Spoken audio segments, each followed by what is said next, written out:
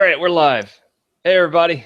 This is Smark City with just two of our staff members here today, and we're talking about the NXT Takeover The End event coming up on Wednesday. I'm Alex Briggs, I'm the NXT writer, and I've got Drew, the WWE writer, with us.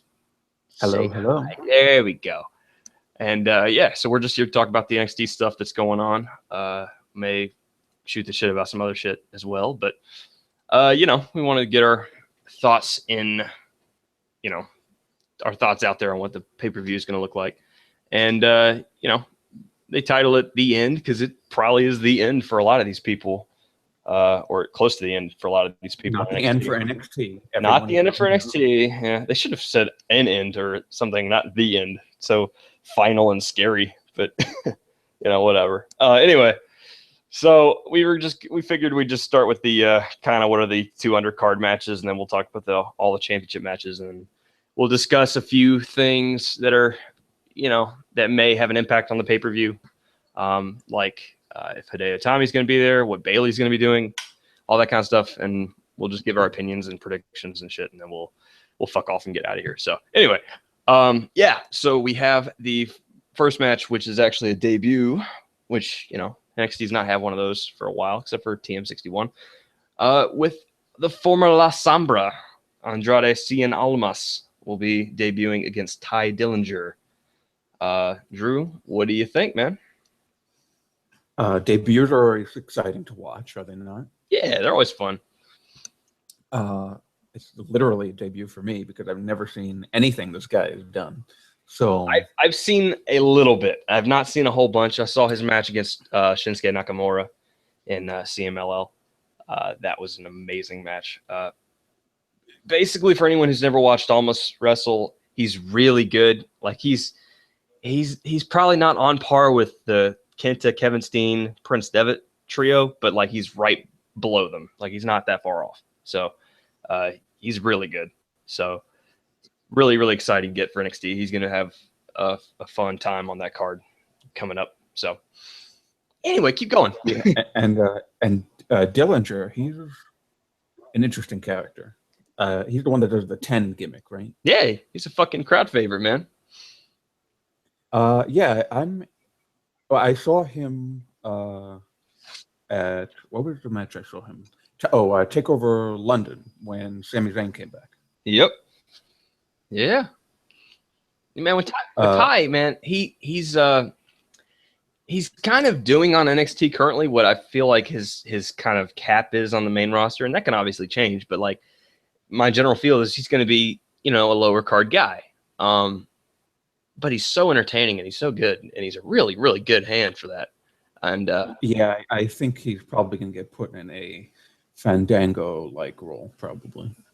And that's not a bad thing at all, because you look at Fandango, especially for where Fandango is right now. Yeah, he's doing really great, and Fandango's infinitely talented. So is Dillinger. Like that's what's so crazy is you get these WWE guys who are potentially low on the card, and you're like, God damn, man, they could be anywhere else in the world and they'd be killing it. And Dillinger's kind of one of those guys. Like people want to see him go, and there's been a push in for NXT fans to get him some extra time, getting some major stuff on the card. And right now,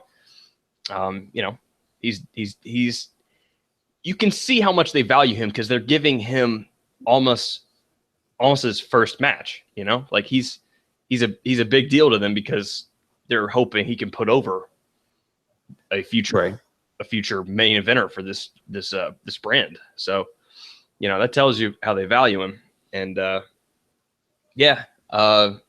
what's really interesting about this, Drew, if you haven't been watching, is Dillinger's actually got a little bit of story going on here with he basically called out Mr. Regal, said, look, man, I've been winning, I've been doing good, I'm asking for this shot. So he's calling a shot in other words. Like he wants this shot against the debut of Andrade Almas. So that's nice. That's something. It's something that I definitely am not surprised about, considering that it's coming from NXT. Yeah, NXT does these things. Yeah, it's just good with the main roster. You've never even heard of Almas, and he's already got some kind of match with stakes going, because it's not just his first match where a lot of times is very contrived. You look at Apollo Cruz's first debut match in WWE. It's just they put somebody in front of him. He squashed him. Yay, I win. With Almas here, he's facing a guy who's really looking for some respect around NXT, who's been putting a lot of work in and is really investing in this match. He's looking to use this match to jumpstart his own NXT career. So it's a really cool matchup. It's going to be interesting to see all the normal things with a debut of what's Almas's music, what does he look like, what's he wearing, how does he wrestle, all that stuff. So it's just going to be fun. Drew, you got any thoughts on how this match is going to go down? I see it as being just probably going to go more towards Almas, like how, what moves he's going to do and what his finisher will be. So he'll probably get showcased more in this case. Yeah, I think so. What's interesting to me is I think Almas is probably going to be a face. So it's essentially a face versus face matchup. I could be wrong, but just from the feel I've gotten from this, I think Almas is a baby face. So you're going to have two baby faces working against each other. I think you're probably going to see Almas win, but it's going to be one of those, both guys get their stuff in, they both respect each other at the end of the day, and Dillinger has some kind of thing to walk away from it with. Dillinger's time's going to come. He's just not quite there yet, and the crowd keeps really starting to get louder behind him. And I think 4 or 5 months from now is when he's really going to start getting his shot. It's really kind of hard to talk about this one because we haven't seen one of the guys. But I think that's probably how it goes down. You're in agreement. Almost wins here. Yeah. All right. So it'll be fun. It'll be this. I don't know if it's going to be the first match. I don't think they'll lead with this, but I think it's going to be one of the second or third matches on the card, and it'll be a really fun one. But that leads us into the next one. It's another match that really doesn't have a heel exactly, but I think they're moving one guy towards being a heel, and the other one's moving towards the top of the card as the babyface, and that's Shinsuke Nakamura versus Austin Aries. Drew, you've been watching any of these two? Well, I absolutely love Nakamura. Yeah, who doesn't? Saw his debut match with Sami Zayn. It was the best. Watched it like 4 times. Yeah, who hasn't? Not afraid to, admit that I kind of teared up a little bit. Oh man, that was very emotional, and it was. I really like him a lot. His charisma is just out of this world. The big thing with Nakamura is he's had such a long career that he kind of has this the aura of some of the biggest names in wrestling history.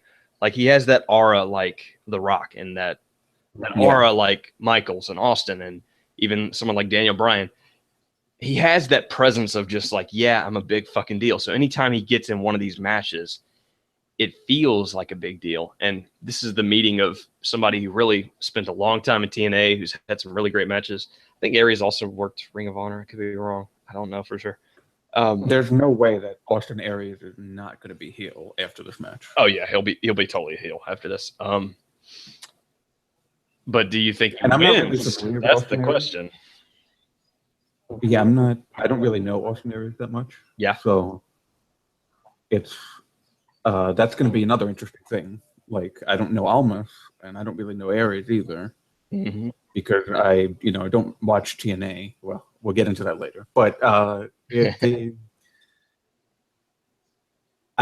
know that Samoa Joe was in TNA at one point.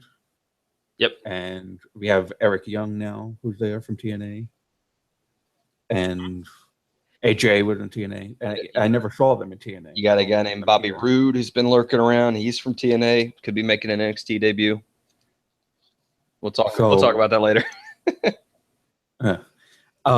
So these are going to be 2 very interesting matches for me to watch. Yeah, what's crazy for me is I feel like Nakamura I don't feel like they give Aries a win here, but I think a loss to Nakamura is what ends up propelling him turning heel, Yeah. Gosh, and I feel like, it's Nakamura, man. They're not going to let him lose unless it's against like Joe or Balor or somebody of that stature. It's just, and Aries just isn't that. He's one of those great middle to upper card guys, but he's just not. He doesn't have the prestige of Joe or Balor or, you know, some of the other guys who were in NXT like Zayn or Owens or those kind of guys. He's not quite that. So I think he's kind of the gatekeeper to the main event scene, and I think Nakamura stomps him out, turns Aries heel. Aries will be the next foil for Almost or whomever. That's how I see it. That's going to be a great match, though. I feel like those two have a lot. It's not going to be Zayn Nakamura, but it's going to be another one of those. Okay, buckle up because it's going to be pretty great. Got a similar feeling? Yeah. Aries. What type of a wrestler is he? Is he like the same as Nakamura? Kind of like their styles, are they the same? Or No. He's more of a ground and pound type of guy. A little more innovative with that kind of stuff. He featured his submission finisher in the last episode against Elias Sampson, where it's a what do you call it? It's I don't even know the name. I would have to show you a video of it. Anyway, it's a nice looking move.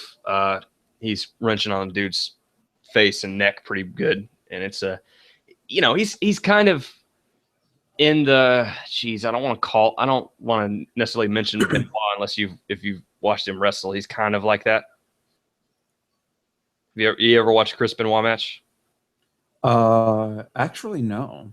No, yeah, I don't want to mention his name because, but he's like a bulldog in the ring. You know, he's physical, he's mean, he's kind of smaller statured, but he works and wears you down kind of guy.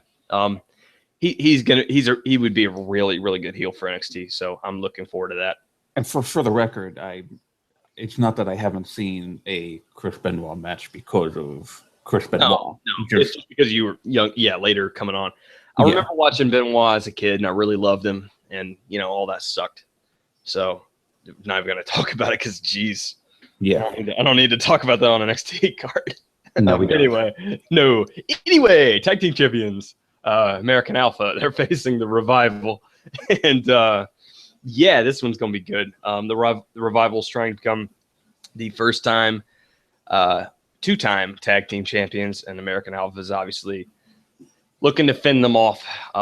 We had some pretty good intrigue with this little feud going on with last week on NXT. Johnny Gargano and Tommaso Ciampa actually beat the Revival. So that was really cool. And the Revival tried to injure, I want to say it was Gargano after the match, and American Alpha had to come out and make the save, ran him off. But yeah, they kind of snuck up and stole one from the Revival. They're pissed off. They're going into this match on edge. American Alpha's, they've been solid and steady as the top dog in the tag team division for a while now. So what do you think, man? I'm all behind American Alpha. I didn't really like the name at first. I like it. But it grew. Yeah, I don't know. It felt like it didn't really meet the personality of Jordan and Gable at first, but it's working now. It's just us being dumb and I think they're the hottest tag team in all of WWE. Oh yeah, they're killing it, man. I would actually put them just slightly on top of Enzo and Cass, just slightly, only because Enzo and Cass have had a match. You can't really compare them because Enzo and Cass they're really more of the talkers, but Jordan and Gable are more of the fighters, the wrestlers. They do everything though. That's the crazy thing. And with Enzo and Cass, they have a specific dynamic to what they do. Enzo runs his mouth, picks a fight, gets in trouble, goes to Cass helps, and then they win. But that's kind of how their matches all go. Enzo gets in trouble, he's working from underneath, he finds a way to get to Cass throws him at people, and then they win. With American Alpha, it's they both have their individual personalities. They meld together really well, and then they get in the ring, and they both do two things that are they both have a separate way of wrestling, and then when they kind of get to the end of the game, like the end of the match, they really can be explosive and fun. So it's just they're just a good team, man. They're good at every part of it. That you know, NXT created a diamond here, or they found two diamonds, and Jordan has always been good on NXT, but he's always been alone. And then he got Gable with him, and all of a sudden it was just like magic. And he was a heel too, right? Yeah, he was a heel. He was a heel at one point, and yeah, man, he was working singles, he worked tag team, and none of it was working. And then he finds Gable. So like in kayfabe, like in the storyline, it's just a really good fit too, because Jordan's been there for a while and hasn't figured it out. And then all of a sudden Gable's encouraging him and saying like, look, dude, just like team with me and we'll win everything. And then Jordan's like, I don't know. And he finally accepts Gable's offer and they win their first match. And he's like, oh yeah, this works out pretty well. And then they've just been amazing for like a year. So yeah, you know, and rumors have it that they're coming up to the main roster like right away. And good. Yeah, like they're saying within a month. Like they ain't wasting time with them, the American Alpha, because they're really, really good. So does that mean maybe they probably lose this match? That's the question. I don't know. It's hard for me because I'm trying to think if NXT wants to make a 2-time champion, you know? And my thought is, I don't know, man. I don't know. I don't think they do. I think Alphas keep it and Alphas drop it to like Ciampa and Gargano on like an NXT event or something. I think Revival's probably coming with the main roster soon too. So I don't know. It's hard. It's hard to tell on that one. I really don't know who wins this one. I couldn't tell you either. Yeah, it's going to be a good match. Here's the funny thing. You probably don't know this, but the Alphas and the Revival have been facing each other on NXT live events for a long time now. And the general consensus is these guys just have the best matches in the history of ever. And like the one time they faced each other on a takeover was like their worst match ever. So we're probably going to get a really good match. So it's going to be fun. They're going to kill it. And it's just part of what makes NXT so great is we've gone down 3 matches here.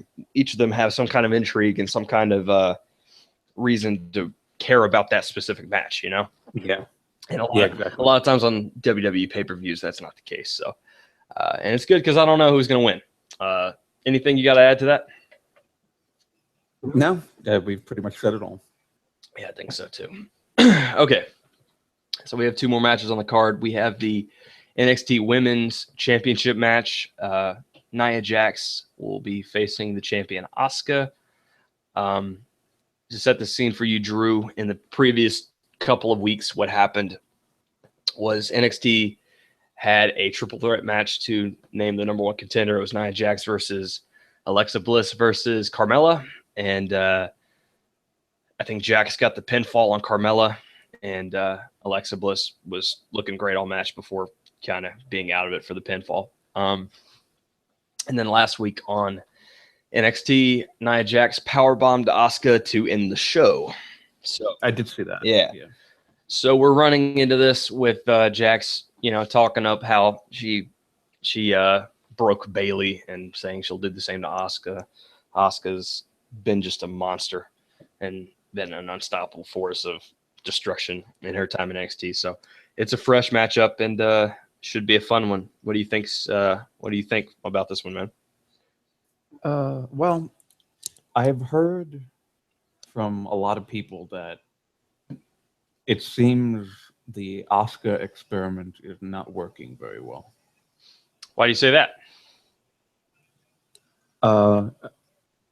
I mean, of course, I'm just saying what people have said. I've not actually seen it myself, but it seems like when Bailey lost and in the fashion that she did, it kind of like made people a little upset. You know, like it kind of everybody's opinion of Asuka at first was, man, she's so cool and all this stuff, and then she's facing the most over baby face in history, and they tried to make it as nice as possible, and like I think it's hurt Asuka to have Bayley still around NXT. If Bayley would have moved to the main roster, I think it'd have been okay. But just the way she beat Bayley and Bayley's still around, and now Bayley's been hurt, so she's not even going to get her rematch and all that stuff. I don't know. I think it's just hurt her. Bayley's legit hurt? No, it was in the storyline. Oh, okay. But like the storyline is she's not going to get a shot. No, she's fine. They had a storyline where she faced Nia Jax again, or not. Was it Nia Jax? I think it was actually against Carmella where she got hurt, or in kayfabe got hurt.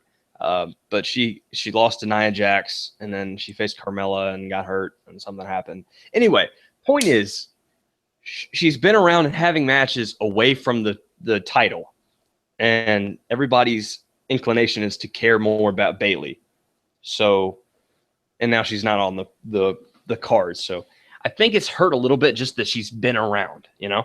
I think, again, if she would have just moved to the main roster, no problems. I don't think there's any problems. Everybody obviously would focus on the main event scene. But it's just been a little weird. This is another one of those matches.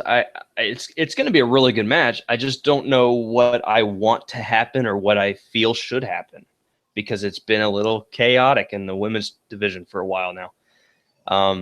I want to give NXT credit real quick. Over the past couple weeks, they've done a lot to elevate Carmella, Alexa Bliss, and Nia Jax, because it was like Asuka, Bayley, and then just the rest, right? Yeah. And now that they've tried to elevate a couple more people, because those are your that's your women's division moving forward. Asuka and Bayley are probably moving main roster at some point, you know.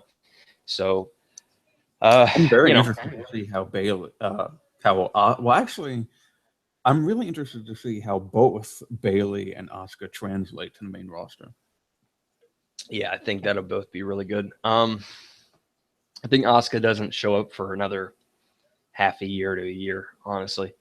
I don't see because I don't think there's an opportunity for her for a while, because they've got you've got the Sasha Banks story that's going to eventually happen with Charlotte. And that's partly why it's so hard to care about Charlotte Natalya right now. It's just because it's like they're still doing it, and you know Charlotte's going to win, you know? Oh, yeah. It's like, so it's just hard. But then you got that, and then you got Bayley's going to show up eventually. And then you probably got to bring Paige and Becky Lynch into it eventually. And then Asuka, you know? So it just I don't know. It's there's got to be some sort of a 4 horsewoman program. Yeah, eventually you'd think. I don't know. It's just awkward because you don't know how much television time they're going to get. You really can't. You can't assume they're going to have more than one women's program at a time.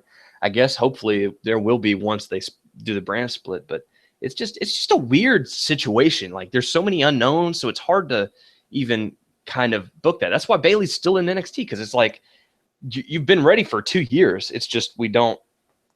Where do we put you? Right. I don't know. With this match, though, bringing it back to the championship match, I don't know, man. I think Nia Jax might actually win this. I gotta think about this. You think that they would already have Asuka lose?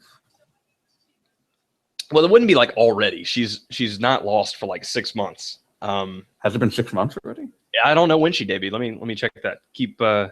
Well, I mean, I think she's gotten the women's whatever they call it down there.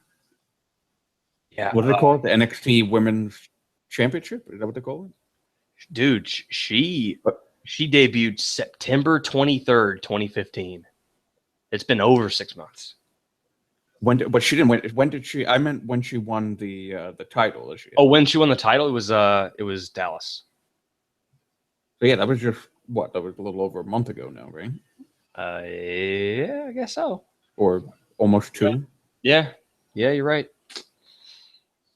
So I don't know. I don't think they would have her lose so quickly. Yeah, I don't know. It's just so weird to me because I don't know if, like, the story they've told with Jax is that she got her chance in London against Bayley, right? And she lost, and then she went back to the drawing board, And that's kind of what her thing with Bayley was when she faced Bayley again, was saying, I've changed. I'm different now. And she ended up proceeding to beat Bayley. Didn't she get that shot with Eva's help too? The first one. Oh, okay. The first one against Bayley, yeah. The second one was all her. So then Nia Jax wins that, and she wins the triple threat. And then she's basically said to Asuka, I'm going to destroy you. And then Asuka's basically like, no. And then Jax ended up powerbombing her. So it makes sense that she could win. I think, honestly, I think Asuka's going to win, but I have enough doubt to be like, I don't know, man. Jax might win this. It's interesting. What do you think, man? Well, what if Nia Jax was to win? Would that mean that they would call up Asuka soon for the brand split? I don't think so. It could happen though. What's interesting? And that's again where we got to go back to talk about the women's division in WWE being so much up in the air. I don't know what they're going to do with it for the brand split. Are they going to split the women up on each roster? Are they going to just have the women on one show? I don't know what they're going to do. So my gut would be that they would. My gut is that they would have women on either show. So maybe, but yeah, I don't think it would make sense to have the women on just one show. I think it makes way more sense because are you going to have a second women's title? No, you just have the championship go between the brands. I guess, and you make the champion fight on both shows. I mean, if every pay-per-view that they're saying, most likely every pay-per-view is going to be Raw, SmackDown, merged together. Yeah. So you might as well just have a couple of championships go between both. Yeah, I guess so. My big thing is just, I don't know. It's just, I don't know the dynamic of how they're going to do this. Do they have it basically as, okay, Raw, you get to put up a number one contender against the title. You lost. Now it's SmackDown's turn. And then now it's Raw's turn. And then now it's SmackDown's turn. Because if you do that, then okay, maybe there's a spot for Asuka. If you're just doing that's my biggest issue. I just don't know what direction these women are going to have. If they're not fighting for the championship, because they've never really focused on that before, Yeah. So do you think that NXT could successfully build around Nia Jax as the top woman in the development division, whatever they call that? Yeah, I think they could. Because they have a couple of women who are about to come up through and make their debuts who are really, really good. The former Athena, I don't know what her name's going to be in WWE, but she is fantastic. She will work babyface. There's another woman, I can't remember off the top of my head. Mm-hmm. She's great. I think she's from Shimmer. I cannot for the life of me remember her name. But she's fantastic. She's probably working babyface. I think that Nia Jax presents a good challenge for one of them. And then you've also got Carmella, who would be working, and Alexa Bliss is probably still there too. And then all of a sudden you got yourself a pretty deep women's division. It's maybe not, Bayley, Charlotte, Becky, Sasha, but it's close, Oh, and there's also what's her name? Liv Morgan, right? Yeah, Liv Morgan. She's one of those. I think she was a WWE find, and she's just starting wrestling, so she doesn't have like the pedigree, or I don't want to say pedigree because that's not the right word. She doesn't have like the wrestling experience, but she does have a good little character thing going on. She's got a different feel to what she's doing. So yeah, she would be another person in that group. Okay, I mean, as long as they can. I mean, essentially, this brand split is going to. I know we didn't really want to talk about the brand split, but it's kind of important to NXT. It's important, especially in the context of this match, because it's so hard to know what direction they want to go, and we don't know what the brand split's going to impact. The brand split's going to have on the outcome of this match, because that may actually give us kind of an idea of what they're going to do, because you just don't know. Like, and it's hard for me to know what I want to happen because I just don't know what could happen. I don't know what's possible. I don't know. I think probably Asuka wins it just for stability's sake. But I feel like, I don't know. I don't know. There's another one you just can't guess which I one's don't gonna know, man. This whole card is full of those matches in the championship level. Like, I don't know. I don't know because I don't know who's getting called up. Especially with the tag teams in the NXT championship match, I don't know who's getting called up, so I don't know. But with this women's championship, it's really an interesting dynamic because I don't know what direction they're taking the women's division moving forward. So it's really hard to know. If I had to guess, just from NXT's standpoint of like creating some kind of stability and some brand name stars moving forward for their touring dates, it's probably Asuka wins, but I can't say that for sure.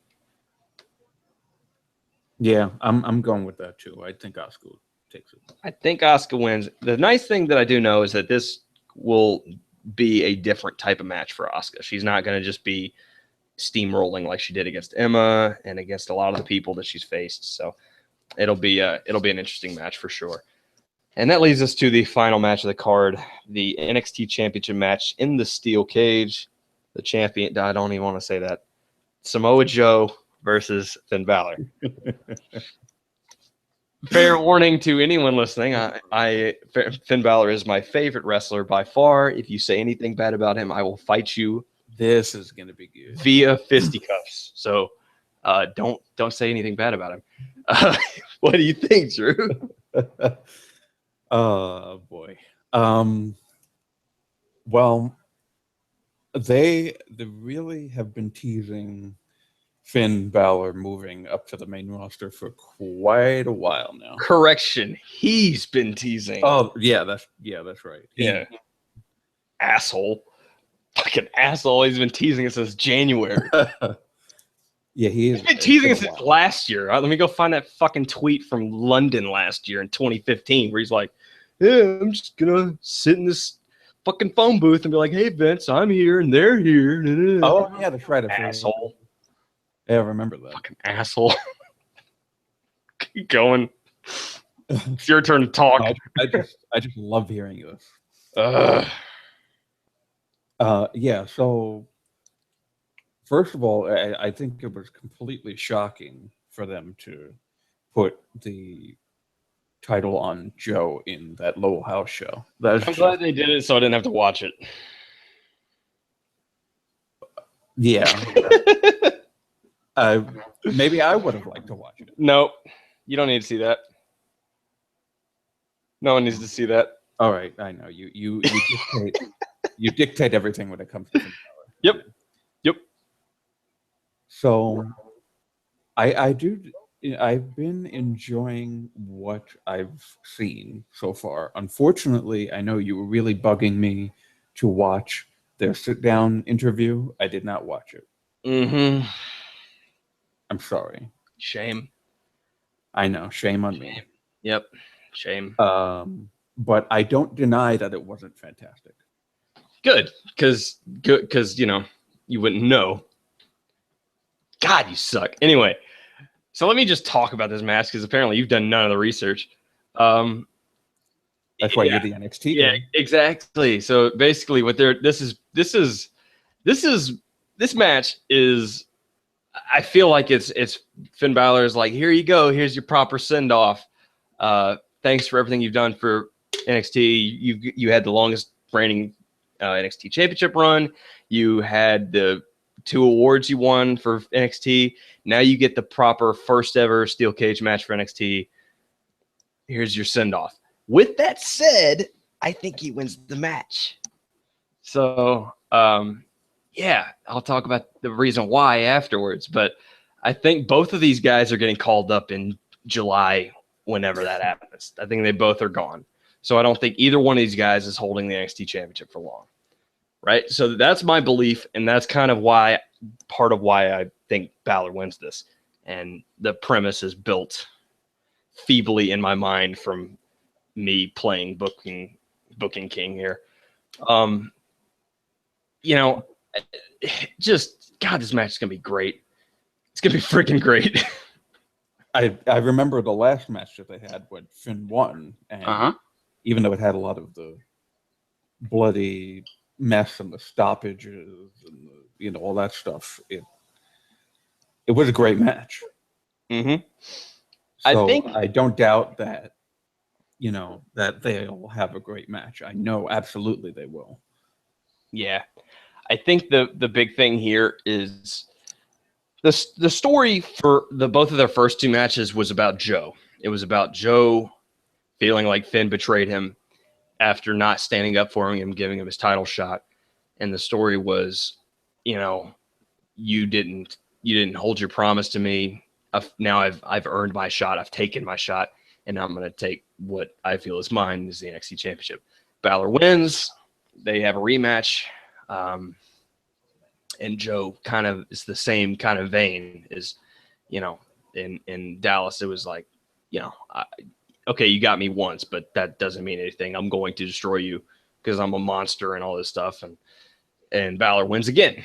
So it's obvious and logical that like you can't keep that story, right? So by having the title change in Lowell, Massachusetts, all of a sudden the story becomes about Balor, and Balor feels like he failed in doing his job as the NXT champion, and he feels like what made him who he is, what he identified himself as in NXT, has now been taken from him. So his identity's been taken from him, and he feels threatened, and he feels unsafe for the first time. So then you see this edge and this passion starting to come out of him. And some people say it's pointing towards a heel turn or whatever. I don't know if they're ever going to have him heel on NXT. I think the main roster is a completely different story, but he's been a different person, and he's been a little more willing to verbally spar, when before he was just kind of like he was the Cena, right? Like he didn't have to lower himself to other people's level. He would show them respect and shake their hands and whatever, and I'll beat you, and then we'll move on. And now he has to. Now he's got teeth and claws, So the steel cage kind of reflects in my mind figuratively. Yeah, I think. Well, no, freaking paint. I can't wait to see that too. But anyway, so the cage in my mind, it's like a literal. It's a metaphorical, not literal. It's a metaphorical mind frame of what Finn Balor's mind frame is, right? He feels like he's been in the cage. He feels like what his security was taken from him. So like the steel cage is just what he's been living in ever since he lost the title, So I think that's a really cool thing. It was a really good match stipulation for what's been happening. And they're playing up. You can really tell that there's Triple H all over this. Yeah, you can tell it's Triple H, and you can tell it's that old school feel to it. And it's just good storytelling, because the Joe thing, when the story was about Joe, he lost, and then he won all of a sudden on a house show. And I feel like Finn, like, what's really great about him is that people, they talk, and that's why you got to watch that freaking sit down interview. Is in this sit down interview, Joe's just acting almost rude and callous, and just like, you didn't stick up for me. Like, Finn, you didn't stick up for me. You didn't do what you said you were going to do for me. And you claimed I stabbed you in the back. No, you're the one who turned their back on me first. So like when I act like this, it's your fault, right? And I feel like Finn, in that sit down interview, it was different from how he's been acting in the previous couple weeks, where he's been more aggressive and biting and wanting to fight. In the sit down interview, he's more like I still can't believe you did this to me. Like, I can't believe you betrayed me like this. And I don't feel like he was aggressive enough. I feel like he really could have been a little meaner. And that's where because in my mind, he's right. He's in the right. Like, Joe's the one who screwed up. And Joe's acting like he didn't get a title shot when he's had 3. And Balor gave him a dark match title shot where he won. Like, in the storyline, like, you can't complain about not getting chances. You've gotten all the chances in the world, Joe. So, I don't know. it's just a good match, and it needs to. It's a feud that needs to come to an end. To be honest, so they just done a really good job of. Here it is. This is the big explosion that's going to end it all. So, yeah, it's going to be really exciting. I think so. I'm going to enjoy watching it. What I'm interested in, and this is another thing we should talk about, is Finn has had the title for a long time, and he's had his normal paint for a long time. Do you think we see a different type of demon now that he's not got the championship, and now that he's in a different mind frame? Because he's an artist, essentially. This is interesting because I didn't even realize that he was wearing the same paint all the time. It was essentially the same paint, yeah. Like he made very, very small changes as the champion. His changes were a little more they were a little more diverse when he was not the champion. I'll have to show you after we get off this podcast, but essentially, yeah, like he changed his paint up a little more than when he became champion. Once he's been champion, it's been similar. The blue highlights in the last one in Dallas were new, but that was the only real new thing. He didn't have any back art either. That was the first time he's not had back art. So, but he still won. Yeah, he still won. Yeah, of course. So. Yeah, so that's what's interesting because I feel like you're gonna see him in paint. I think you're gonna see the demon. That's what's. I feel like I don't think they could do it unpainted, you know. But I'm interested to see what he brings now that he's not the champion into the paint. And he talks about how he's got an artistic side. He likes to play with that kind of stuff all the time. So it'll be interesting to see what he does there. And I would like to see if he would kind of incorporate the NXT title design into his paint. Or something like that, yeah. Just like because that's the thing he's obsessing over, which is what he said in promos. That would be a cool thing. Or if he makes it, at least if he makes the paint the color of the title. Yeah, the gold or something. Yeah. That would be very interesting to me. That would be one of those things that they don't really talk about, but I would really, really enjoy. If he does paint up, do you think he wins? And that's where it gets very interesting. That's the interesting thing, right? He shouldn't, with the way that I have heard your fantasy bookings, which are all fantastic, and maybe one day you want to like write WWE. You did like a fantasy booking type of a thing before, but like you're really very detailed with it. And I get into the story too much. That's what really about wrestling. When the story's good, that's what really gets me. It's not a bad thing at all. Yeah. So like with Nakamura, with Nakamura Zayn, that like the story aspect was so good. That's really what gets me more than anything. And Finn always kind of delivers a little bit of that, so that really is kind of partially why I like him so much. But yeah, go ahead. He shouldn't lose if he's in the demon pain. I agree, but I kind of feel like he shouldn't win this match. Okay. So I'm very, I'm on opposite sides here. You know, I would like to see him in the paint, but I also would rather him lose. So why do you think that? I knew I was going to get heat for this. No, it's not. It's not heat. It's not heat. It's me asking, like, genuinely, like, what's the reason why you think Joe should win? Well, I think he's absolutely fucking amazing. Mm-hmm. I think he would be the heel that is like the Kevin Owens type heel on the main roster, but he won't be getting like the Smark cheers and stuff. I think everyone would be booing him. No, he'll get them because he's Samoa Joe. Kevin Owens brings a little bit of a comedic.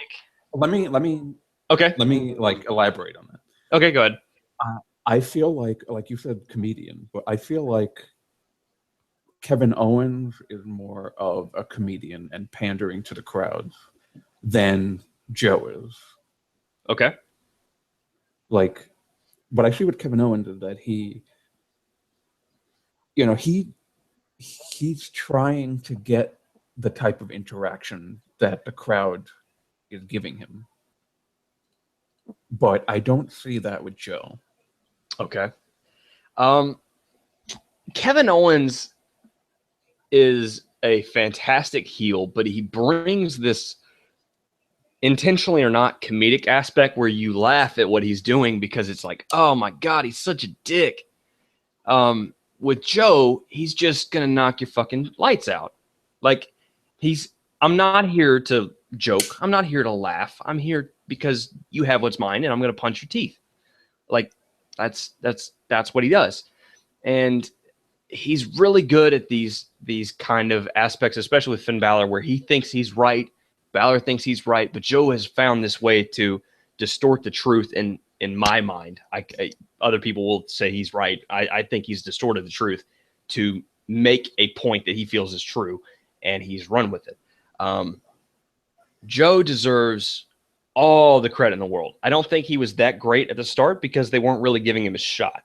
Once he's gotten in this little thing with Finn, and it goes back to the Dusty Rhodes Tag Team Classic, and even before that a little bit, he has been just A+, just a fantastic wrestler, one of the best in the world for the past year or so. And I think Balor's been one of the best in the world for the past year or so. So, you know, it's interesting because you're like, who deserves the win? I don't know if that's how it gets looked at because the loser's going to the main roster, you know, and the winner is going to the main roster. So the question is the loser going to the main roster? I think they will. Absolutely. Immediately? Within a month, yeah. I think so. I kind of see maybe, and I think you may have even mentioned this to me too, but I kind of see Joe winning here and then Finn kind of debuting at Money in the Bank to help John Cena. Yeah, I could see that too. Well, here's the reason why I think Finn wins. I'll tell you why I think Finn wins. Is I think Samoa Joe has nothing else to prove in NXT. Like, he has no other feuds going on. This is it. With Finn Balor, there's still one guy out there who he's connected to that he's not gotten around to yet, and that's Hideo Itami, who's been gone for almost a year now. And I think you could see Balor versus Itami very soon where the belt switches. That's kind of why I think Balor wins, and I think Balor also wins because he's clearly a Triple H guy. They've given him so many firsts in NXT, and I think the first two-time champion would not be out of the realm of possibility at all. I think on top of that, having the paint, I don't think they're letting him lose as the Demon, and even on top of that too, I think Triple H thinks it's a great little misdirection of he won, so he's obviously not going to be at Money in the Bank. Oh wait, you know. So So you think even if he wins, he will be at Money in the Bank? I think if he wins, he is still at Money in the Bank. And I think if he loses, he's at Money in the Bank. And I think what they're going to do is they're going to have Finn Balor. You could either have – that's what's so crazy is for NXT, he doesn't have to be there all the time. He just has to be there for one taping, right? And I think you could very easily see either Hideo Itami shows up at this pay-per-view. I wanted to ask you that if you think he shows up.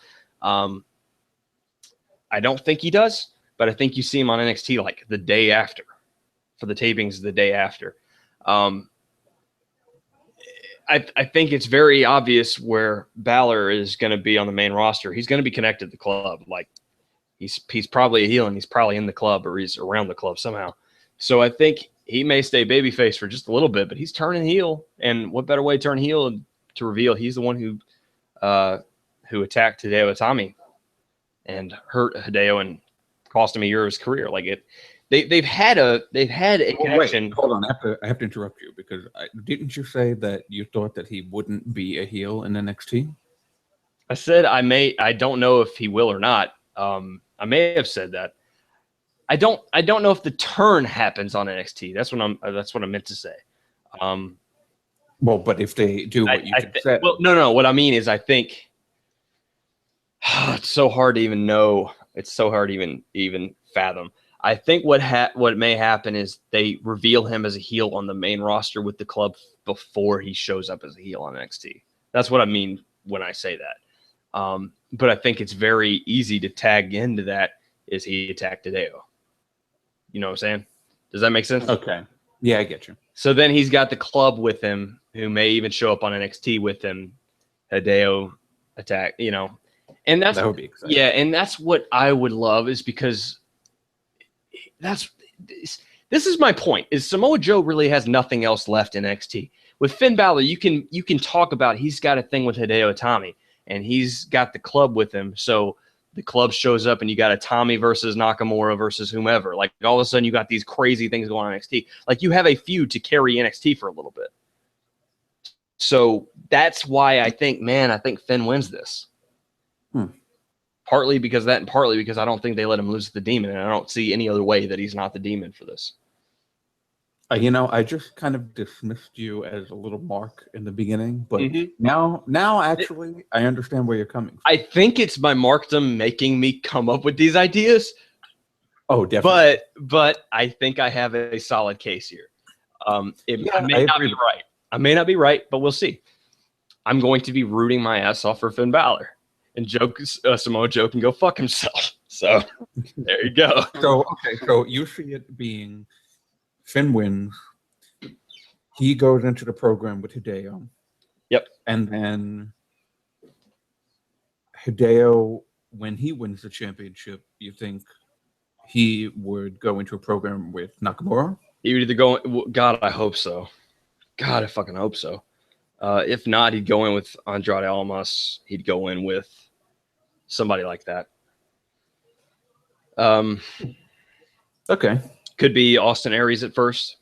They might give Aries the first shot. Would be a good first win for Itami before going on to Nakamura. Because here's one thing I want to make sure you get this is Shinsuke Nakamura versus Kenta is a match everyone's wanted to see forever. Kenta is Hideo Itami, obviously. Right. But he worked for Noah in Japan.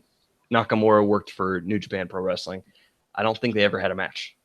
So that's like the two biggest Japanese stars ever fighting each other. So, yeah, that would be fantastic. That would be like they got to have it happen. I need it. Yeah,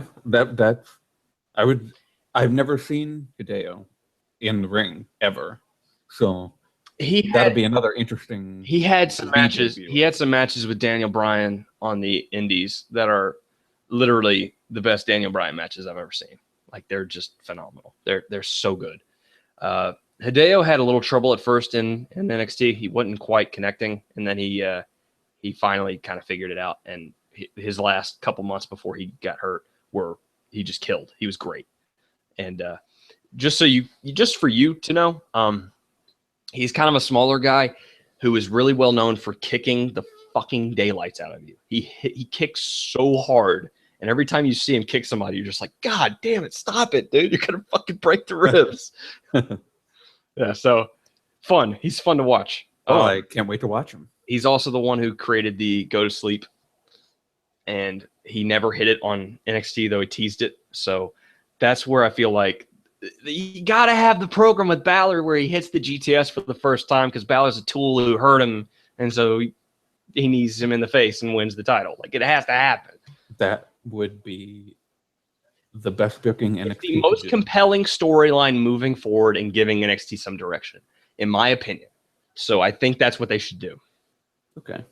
And it gives me the side effect of having Finn Balor win the title again, which is great. So it gives me what I want. It gives the fans what they want. Whatever. Anyway, so I think that kind of wraps it up. I think this is going to be I think this has been an underrated card for NXT. It's not one of the ones back when they had the NXT 6 there and the 4 horsewomen and all that stuff. But it's a very, very sneaky card that's probably going to be really, really good. And they're doing I'm excited. They're doing it full sale. It's been a while since we've had a full sale NXT Takeover, so it's a callback to their roots, and it's going to be fun. One of the big things is, as the NXT writer, I've been keeping track of it. I feel like a lot of people have it's not that they think NXT is worse than it used to be, but they've kind of cooled on NXT because it's been around for a while, and all the people who made it really hot have kind of left. So I think this is a card that's going to be like, yeah, you may not think NXT is what it was at one point, but this is going to be a card that absolutely kills it. So yeah, watch, because it's going to be a really fun show. Oh. Yeah, I mean, I do agree. NXT seemed to went through like a really high point, and then at one point you had Kevin Owens and Sami Zayn in the main event. You had Neville, Finn Balor, Tyler Breeze, Hideo Itami all on the show, and then you had Charlotte, Sasha, Becky, and Bayley all on the show. Like, that's insane. That's like everybody who's been good and is now killing it in WWE all in the same time. They've never had that kind of talent in NXT, and even now, I would say you probably don't have that much talent. You don't have that much depth. So it's interesting. This is the best time ever in NXT tag team history. Like, they have some really, really good tag teams right now, between American Alpha Revival, Ciampa and Gargano, and TM61. They have some really good tag teams. Women's champion, the women's division's a little bit down right now. It's starting to pick up. The men's division is literally just Joe and Balor at this point. Like, they've had it where it's just them for so long. They need to start building some depth there, and they're trying to with Nakamura and Aries, but they need to hurry that up.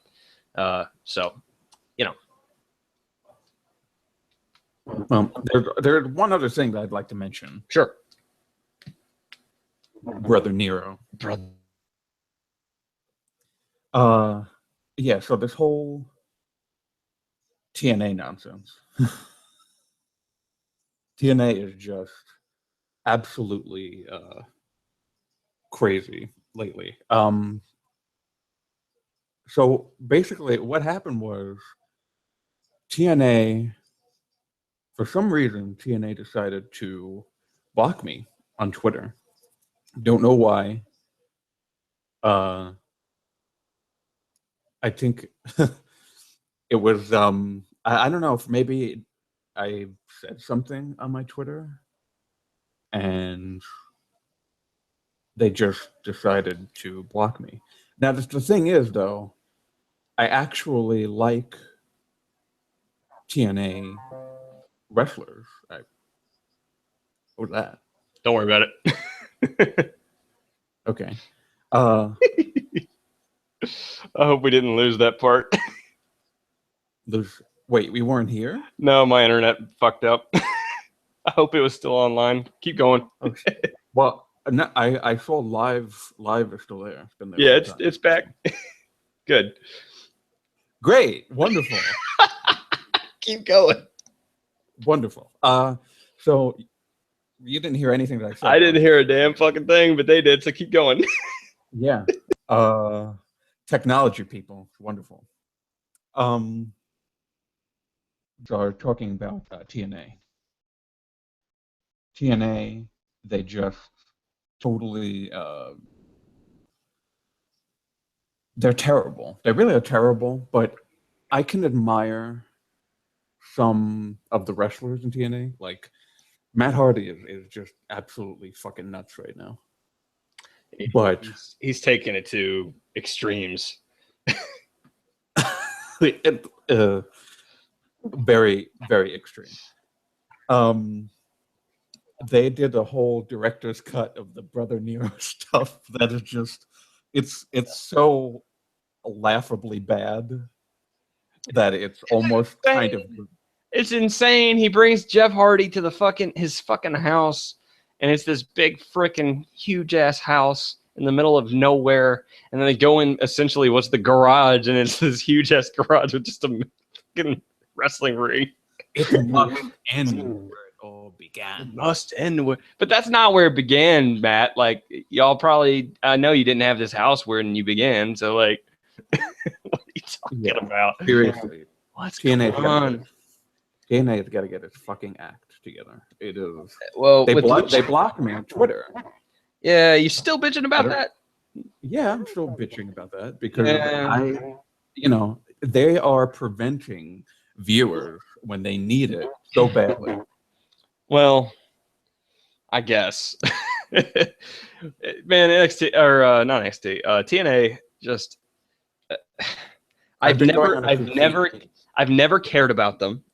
I've never watched them. I think the first time I did watch them, I was like, "What is this bullshit?" And I turned it away. You know why it hurts me a little bit is because I actually gave them some views in the beginning of this year. I actually watched NXT for like almost 2 months. I watched TNA for like almost 2 months. Yeah. And really only for the EC3 Matt Hardy angle. EC3, man, he's good. He used to be in WWE, and they cut him. That's shitty. He's awesome. They shouldn't have done that. And they're doing that thing in Evolve now. Yeah. That should be an interesting thing between him and Drew Galloway. Yeah. I'll tell you, EC3, when he was in WWE, he was basically on the game show NXT. Right. As what was his name? I don't remember the first name. Derek Bateman. Derek Bateman. That's right. Derek. I knew Bateman. And he was I think Daniel Bryan's protege. So like Daniel Bryan and him are just chilling and hanging out. They had some really cool backstage segments. It was fun. Yeah. I didn't even know that actually. Yeah. And then Bateman feuded with Fandango or Johnny Curtis back then. And that was really fun too. So, and they had Lucha Underground's Katrina in on the fun too. So that was an underrated time in pro wrestling. Those three were fucking amazing. Those were great. Those are great memories. I remember that. And now Johnny Curtis is Fandango, and neither of the other two are in the company. Or Dango, as Tyler Breeze calls him. Hey, Dango. That's a great pairing. It's really good. I love it. We're still talking. Anyway. Yeah, we are. Yeah, the only other fuck TNA and their bullshit. Lucha Underground is the only other wrestling show that I have enough time to really kind of donate to. And even then I'm behind on Lucha Underground. I need to look I keep getting back on there. But Lucha Underground, man, they're doing their own thing. They're doing a different thing. It's smart. Having the seasonal episodic kind of thing going on. It's a really good model for pro wrestling, and I'm glad they're doing something different. Yeah, I've never actually watched them yet.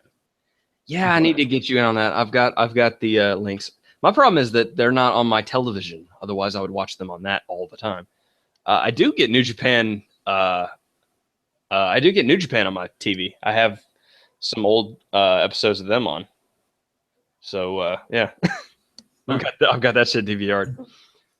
I think I have Nakamura versus somebody on there. But yeah, man, you know what else I forgot about? But it's stuff from like last year. It's English commentated stuff. They have Jim Ross on commentary. I know that we've been talking a lot. Yeah, it's been an hour and 6 minutes. Oh, really? Is it? Yeah, not been like a bunch, but Ricochet, Will Ospreay. Yeah, Ricochet, Will Ospreay. It was awesome. I liked it. Absolutely amazing. I liked it. It made me a real wrestling fan. Yeah, like, and the funny thing about that is you get these people who are like, it's not technical wrestling. It's not how. Well, fuck you, man. You have two of the most athletic people in wrestling today. Of course they're going to have an athletic match. Like, your whole point is to go out. Like, and wrestlers talk about it all the time. I remember AJ Styles having a recent interview where they asked him, like, why do you have your hair like that? And why is it not wet? Like most people. He's like, because everyone else has it wet. And because everybody else has different hair than this. Like, the reason why I grew my hair long and have it weird and curtained is because it's different. Like, you know it.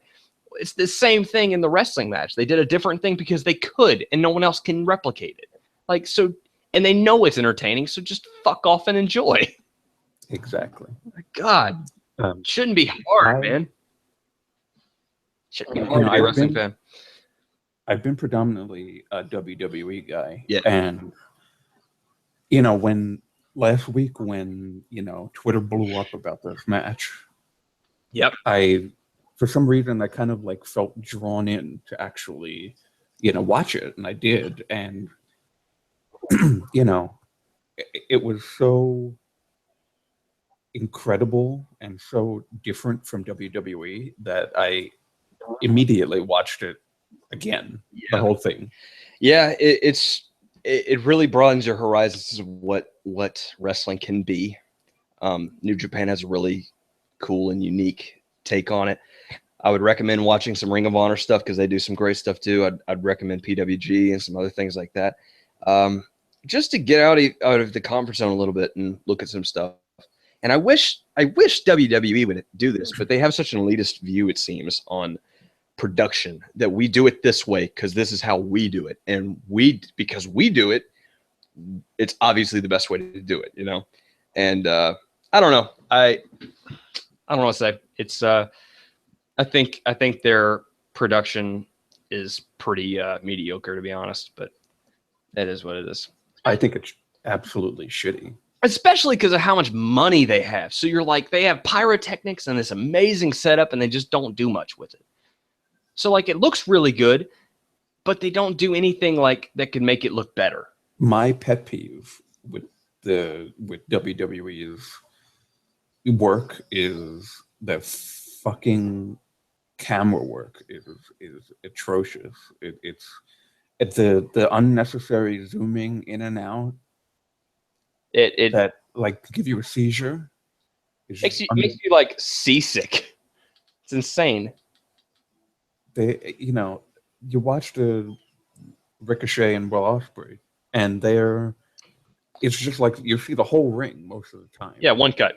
Only times they change camera angles is when they're like they go to the outside, or or when there's like a pause in the action. They don't do that middle of the move camera cuts, and they don't do the zoom in as it hits the mat. Like, it just looks bad. I don't know. I don't get it. And you know what? It wasn't even just from a camera angle perspective. The crowds are completely different. There's no announcing. Yeah, and it's just a simplicity to the presentation that just looks nice.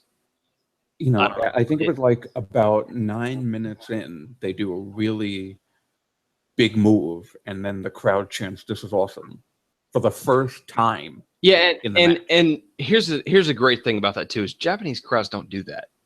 They did it because it was two English people wrestling. They did that as like to honor them. That's what's really cool about that behind the scenes, is like, they don't just chant "This is awesome" at Japanese wrestlers. So it's just, and it just shows the difference in the crowd mentality. Is like, over there, they really respect that kind of stuff. In like American crowds, you get these assholes who are just trying to like chant shit because it amuses them, you know? Yeah. Like, they're not there to watch the show. They're there to just fuck around and enjoy themselves, and like, despite the show, in spite of the show. So it's just really nice because there's so much respect into the art over in Japan. The wrestlers clearly show it, as Ricochet and Will Ospreay show in that match. They're doing their own thing, and they're really trying to present something new to the crowd, and the crowd responds in likeness by giving them genuine appreciation, and it's just really nice. And you know what the thing is too? Yeah. Wrestling is so subjective. It is. It really is. And people don't like to act like it is. They like to act like it's only subjective in my way. Like, it's my subjectivity is the only one that matters. And anybody who has a different concept of wrestling, they just, people don't listen. It's pretty sad, honestly. with me, you know, both Ricochet and Will Ospreay checked off everything, you know, on my checklist of how to make a match entertaining, fun to watch. If people don't feel that way, okay. That's fine. Yeah, exactly. Fine. Opinions, you know, all wrestling fans are going to have differing opinions on everything. Absolutely. And that's kind of what we want to cultivate with Smark City for all the listeners here is we want to cultivate a wrestling website that enjoys and like talks about the great things in pro wrestling and points out the fun stuff. And we'll be critical, but we don't want to be bashing people because we enjoy this. Like we don't watch this to hate on it. We enjoy it because we're fans. So we want to present it in a way that's positive and upbeat, and we can talk about the things we like and we can discuss the issues we have, but we're all moving towards the enjoyment of the product. And yeah, kudos to Ricochet and Will Ospreay if they ever hear this, because that was an amazing match and I loved it. I would love to personally thank them one day because it would be really great, man. Made me a real. You know, and I'm not saying that WWE isn't wrestling or anything like that, but no, but it just opens your mind to other expressions of it, you know? Yeah, that's kind of a refreshing, exciting thing to watch, and it makes me want to go and look at other promotions and other wrestlers that I don't know and look at their matches. Absolutely. All right, man. I think we've kind of come to the end of it, unless you got anything else you'd like to add. Actually, well, yeah, there's one thing. You were just talking about how this is this site, we want to make it about, you know, lovers of wrestling and not bashing and all that good stuff. But I have to say the only thing I really will bash is the Golden Truth bullshit. Fuck. Okay. Look, they're harmless. They're for kids. Calm down. Don't like it. They're terrible. I love them both. I love both R-Truth. I love Goldust. I'm not really a fan. Don't know why R-Truth is still over right now. Because he's fun and he's inoffensive and he doesn't win against anybody that matters. At least that's not even really true, because they've already gotten a win over Breezango, haven't they? I mean, maybe, but can't you also argue that essentially, like I think they're starting to get that Breeze and Fandango could be something interesting. But they are going to lose on Raw. They're not going to lose. 1,000% sure. Maybe. But I don't know. It's not like Golden Truth's out there beating the tag team titles or beating the tag team champions, rather. You know, shut up. It's not going to happen. They are your quintessential main event kind of tag team that are like if they did it with the Dudley Boys, not main event main event shows, but if they did it with the Dudley Boys, they'll do it with Golden Truth. What do you mean to do it with the Dudley Boys? They did. Remember, New Day and the Dudleys had like a little program. Well, yeah. They'll do it with Golden Truth. Oh, no, they won't. No, they won't. Because the Golden Truth are baby faces. The Dudleys were heels. If anything, they'll have Fandango and Breeze have a thing with the New Day. But I think that's irrelevant anyway, because the club is going to beat them. So, you know, whatever. But I don't know, man. I don't see the issue in getting all beat up about the Golden Truth. They had the lyrics of the. I know, because it's kid friendly. Calm it down. It's fine. This is where my Smark side comes out. Okay, I'm sorry. I know, and it's different when you know these guys are getting paid a bunch and they're both very successful wrestlers in their careers. But look, all right, you know what? Let me put the Smart card away for a moment, and I will say that I admire both of them. Okay, I admire them. I think that what they've done in the business, you know, for the 20 plus years of their career. What a wonderful concession. I respect it. I do really respect them. I'm serious. Yeah. That being said, fuck Golden Truth. Okay. I thought they could have done a lot better with building it, but whatever. That's fine. It's not meant for me. It's like they could have. Wait a minute. Wait, whoa, hold on. You think they could have done better in building it? yeah, Better. yeah. They could have. They devoted 10 minutes on Raw. I know. Video. It's an understatement. I know. Better. Yeah, they could have. They could have done better. Get us the fuck out of here. Okay. Anyway, that's our show. We'll be around to talk about other shit. If you guys want us to talk about anything in particular, let us know.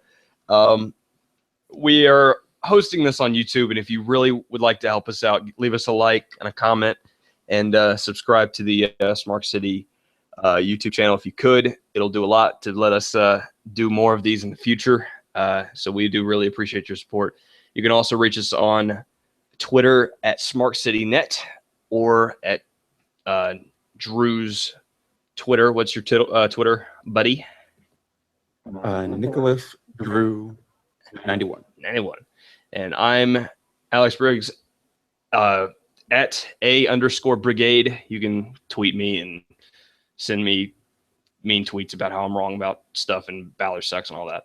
Anyway, yeah, seriously, don't do that because that'd be awful. But yeah, please do that. No. Anyway, that's our show. We appreciate it. Appreciate your time. Thank you for listening to us, and we will be back soon. Later, y'all. See ya.